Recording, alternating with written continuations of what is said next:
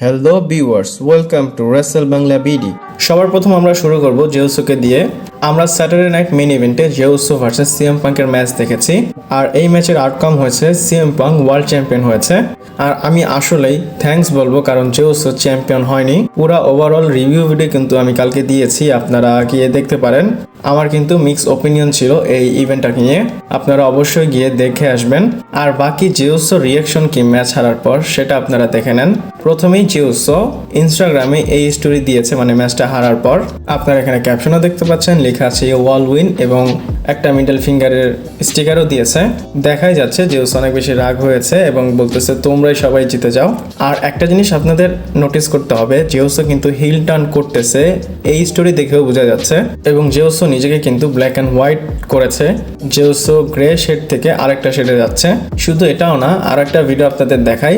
এখানে আপনারা দেখতে পাচ্ছেন জেউসো ফিউরিয়াসলি তার যে নি প্যাড সেটা রিমুভ করতেছে। আমার মনে হয় জেউসোর একটা ক্যারেক্টার ট্রানজ্যাকশন হচ্ছে। আই হোপ সামনে যে ক্যারেক্টারটা সে পাবে সেটা এই ক্যারেক্টারের থেকে বেটার হবে। আমার এই যে ইট ইট এটা একদমই ভালো লাগে না। একটা জিনিস আপনাদের আজকে বলবোই, এটা আমার মনের মধ্যে ছিল।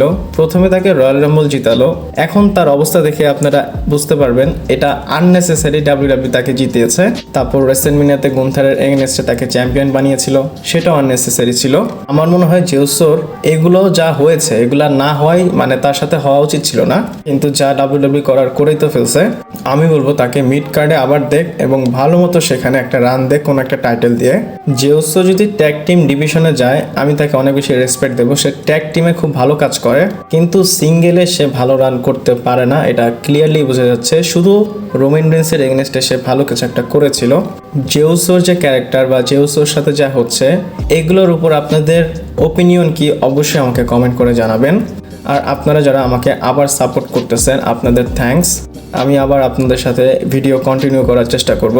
অ্যান্ড অবশ্যই আপনারা কিন্তু আমার নতুন চ্যানেলে সাবস্ক্রাইব করবেন, সেখানে আমি ফুড রিলেটেড অনেক কিছুই আপলোড করব, সেটা নিয়ে কাজ হচ্ছে। আপনারা তাড়াতাড়ি সেখানে গিয়ে সাবস্ক্রাইব করে ফেলেন। এরপরে আপনাদের একটা আইকনিক ফটো দেখাই। এই ছবিটা আপনারা দেখতে পাচ্ছেন, এটা সিএম পাঙ্ক পোস্ট করেছে। আর এই ছবিটা আমি কেন আইকনিক বললাম, চারটা চ্যাম্পিয়ন এর জন্য না, আইকনিক এর জন্য বলেছি, এই যে চারজন সুপারস্টার তারা AEWতে ছিল আজ থেকে 4 বছর আগে।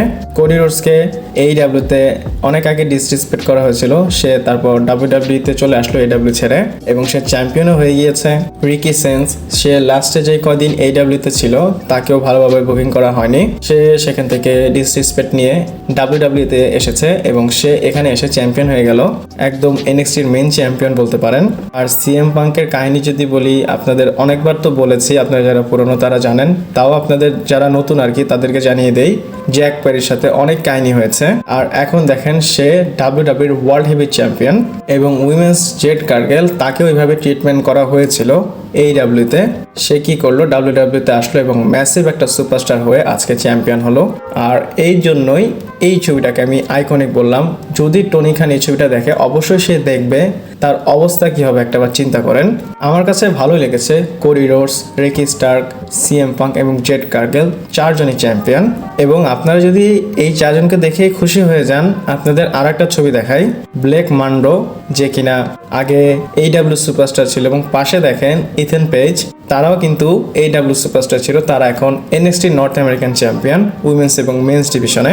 একটা জিনিস খেয়াল করেছেন, AEW থেকে যে কয়টা ট্যালেন্টস WWE-তে আসতেছে তারা এসে চ্যাম্পিয়ন হয়ে যাচ্ছে।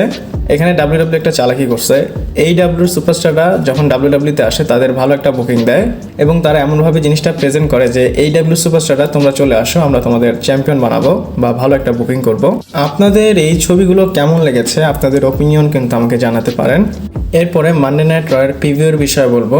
আপনারা জানেন কালকে মানডে নাইট র হবে, সেখানে আপনারা প্রথমে দেখতে পাচ্ছেন সিএম পাঙ্ক চ্যাম্পিয়নশিপ নিয়ে আপনাদের সামনে অ্যাপিয়ার হবে। তারপর AJ style and Dragon Lee versus Finn Balor and JD McDonagh world tag team চ্যাম্পিয়নশিপের জন্য ম্যাচ হবে। তারপরে Roxanne and Raquel versus Stephanie and Nikki বেলার মধ্যে ম্যাচ হবে। তারপর প্যান্টা ভার্সেস এলগানজো আমেরিকানের মধ্যে ম্যাচ হবে। তারপর বেইলি অ্যান্ড লাইলা ভারকেরিয়া ভার্সেস কাবুকি ওয়ারিয়ার্সের মধ্যে ম্যাচ হবে। রয়ের মধ্যে তিনটাই মানে ট্যাগ টিম ম্যাচ হবে আর কি। বাকি মেইন হচ্ছে সিএম পাঙ্ক তার চ্যাম্পিয়ন নিয়ে আসবে। দেখি সিএম পাঙ্কের ফার্স্ট চ্যালেঞ্জার কে হয়। এরপর জন সিনার বিষয়ে বলবো। আপনাদের তো রিভিউতে বলেছিলাম জন সিনার লাস্ট অপোনেন্ট কে হবে সেটার জন্য একটা টুর্নামেন্ট হবে এবং ওই ভিডিও প্যাকেজে কিন্তু অনেক সুপারস্টারকে ফিচারও করা হয়েছে। আপনারা এখানে লিস্ট দেখতে পাচ্ছেন কারা কারা এই টুর্নামেন্টে ম্যাচ করবে আর কি। The Miz, Rusev, Solo Sikoa, Sheamus, LA Knight, Drew McIntyre, Penta, Carmelo Hayes, Bronson Reed, Gunther এবং ডমিনিক মিস্টেরিও। এদের বাইরেও কিন্তু NXT থেকে সুপারস্টার আসবে, তারপর WWE বাইরে থেকেও কিন্তু অনেক সুপারস্টার আসবে। আমি TNA থেকে এক্সপেক্ট করতেছি এবং AAA থেকেও কিন্তু আসতে পারে। এটা শিওর এই টুর্নামেন্টে অনেক ট্যালেন্ট ম্যাচ করবে। যে ফাইনাল হবে তার সাথে জন সিনা ম্যাচ হবে, সেটা কিন্তু দেখতে ইন্টারেস্টিংই লাগবে। আপনাদের বলে দেই, কালকের মানডে নাইট র না, এর পরের মানডে নাইট র মানে 10 তারিখে জন সিনা আসবে। তারপরে আবার রতে আসবে জন সিনা, দুইবার তো আসলো। তারপর সার্ভাইভাল সিরিজে আসবে, এটা 3 নাম্বার। এবং লাস্ট আপনারা জন সিনাকে স্যাটারডে নাইট মেইন ইভেন্ট মানে 4 নাম্বারই আপনারা রেসলিং করতে দেখতে পারবেন এবং তাকে টিভিতে দেখতে পারবেন এবং সেখানে সে রিটায়ার হয়ে যাবে। আপনাদের কি মনে হয় এই যে টুর্নামেন্টটা হবে এখানে কে ফাইনাল জন সিনাকে ফেস করবে আমাকে কমেন্ট করে জানাতে পারেন। এরপর কোডি রোডস এবং ড্রু ম্যাকিন্টায়ারের বিষয় বলবো। আপনারা জানেন স্যাটারডে নাইট মেইন ইভেন্টে এদের ম্যাচটা মেইন ইভেন্টে না দিয়ে WWE প্রথমেই দিয়েছিল এবং ড্রু ম্যাকিন্টায়ার এই ম্যাচে হেরেছে। এবং আপনারা যারা জানেন, না জানলেও বলে দেই, অনেক লোক বলতেছে ট্রিপল এইচ ড্রু ম্যাকিন্টায়ারকে নষ্ট করে দিয়েছে। ট্রিপল এইচ কিভাবে বুকিং করতে হয় সেটা জানে না এবং WWE কোডি এবং ড্রু ম্যাকিন্টায়ার ম্যাচটা ইউটিউবে পোস্ট করেছে এবং ইউ নো হোয়াট কি হয়েছে, ফ্যানরা জানে তাদের কি করতে হবে। এই যে ভিডিও, এইখানে লাইকে থেকে ডিসলাইক অনেকগুলো হয়েছে। আমি যখন স্ক্রিনশটটা নিয়েছি এখানে দেখেন লাইক এবং ডিসলাইকের তফাৎটা। 8741 লাইক আছে আর ডিসলাইক হচ্ছে 17062 ডিসলাইক। পার্সেন্টের হিসাবে দেখেন 66% ডিসলাইক দেওয়া হয়েছে। আর আপনারা তো জানেন, একবার যদি অডিয়েন্স বুঝে যায় যে এই ভিডিওতে ডিসলাইক অনেক বেশি, তারা ইচ্ছা করে গিয়ে সেখানে ডিসলাইক দিয়ে আসে। আর কমেন্টের কথা কি বলবো, সবাই বলতেছে ড্রু ম্যাকিন্টায়ারের সাথে খারাপ হয়েছে, ড্রু ম্যাকিন্টায়ার এটা থেকে ভালো কিছু ডিজার্ভ করে।